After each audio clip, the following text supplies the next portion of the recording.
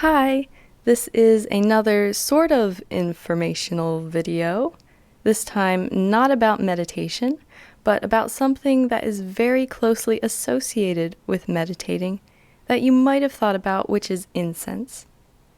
So in today's video, I'll be touching on, first of all, what incense actually is, incense in the Bible, and finally, the question, can Christians use it? So first up, what is incense? You know the word, you might know what it kind of looks like, but what is it really? So stripped to the very base definition, incense is a substance that's burned to produce a fragrant scent, or an aromatic, biotic material that releases fragrant smoke when burned. So that was a mouthful. The term is used either to refer to the material being burned or the aroma, often in the form of smoke, that gets released. So there are a bunch of different types of incense, as well as the health benefits or cautions that go along with them. If you're interested, comment and let me know. That could become a future video. But for now, moving on to what the Bible has to say about this thing. Whether or not you think of it in terms of incense, it is mentioned and was used in the Bible, especially in the Old Testament. For example, in Exodus chapter 30, the tabernacle had an altar of incense where the priest would burn a very specific blend as designated by God to Moses. Exodus 30:34 says, "And the Lord said unto Moses," I'm going to get these names wrong, "Take unto thee sweet spices, stacked, and onycha, and galbanum, these sweet spices with pure frankincense. Of each there shall be a like weight, and thou shalt make it a perfume, a confection after the art of the apothecary, tempered together, pure and holy. And thou shalt beat some of it very small, and put of it before the testimony in the tabernacle of the congregation, where I will meet with thee. It shall be unto you most holy."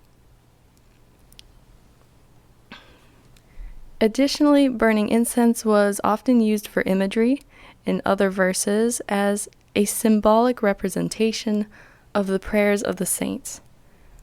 For example, Psalm 141:2 says, "Let my prayer be set forth before thee as incense, and the lifting up of my hands as the evening sacrifice." Revelation 5:8 is another verse. It says, "And when he had taken the book, the 4 beasts and 24 elders fell down before the Lamb, having every one of them harps and golden vials full of odors, which are the prayers of saints." Revelation 8:3 says, "And another angel came and stood at the altar, having a golden censer, and there was given unto him much incense, that he should offer it with the prayers of all saints upon the golden altar, which was before the throne." So, as you can see just from these 4 previous verses, in the Bible, burning incense was associated with sacrificing, with offerings, and prayers. In the Old Testament, the children of Israel were commanded not to make or burn the same incense that God ordained for use in the tabernacle, or else they would be cut off from their people. Which this is Exodus, again, same chapter, chapter 30, verses 37 and 38. It says, "And as for the perfume which thou shalt make, ye shall not make to yourselves according to the composition thereof. It shall be unto thee holy for the Lord. Whosoever shall make like unto that, to smell thereto, shall even be cut off from his people." And then, of course, the first and second commandments prohibit the worship of other gods, which includes offering them incense, which was and still is a common ritual in pagan religions.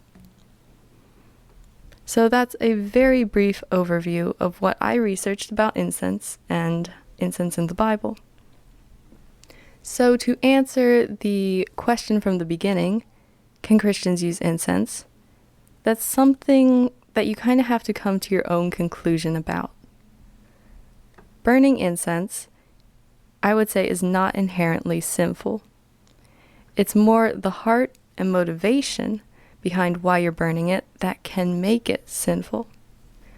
So if you like to use incense because it smells nice, go for it. But if you're using it because you've grown up and it's been part of like a Buddhist practice, or I don't know, if you're doing an offering to ancestors, that's when it becomes a sin problem. You also really need to take into account your own personal connotations to incense. For example, if incense has no spiritual association to you, then it's not a problem.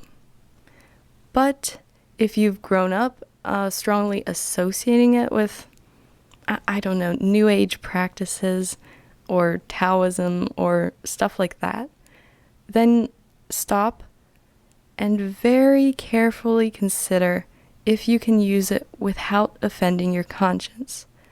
This is kind of what Paul says in Acts 24:16.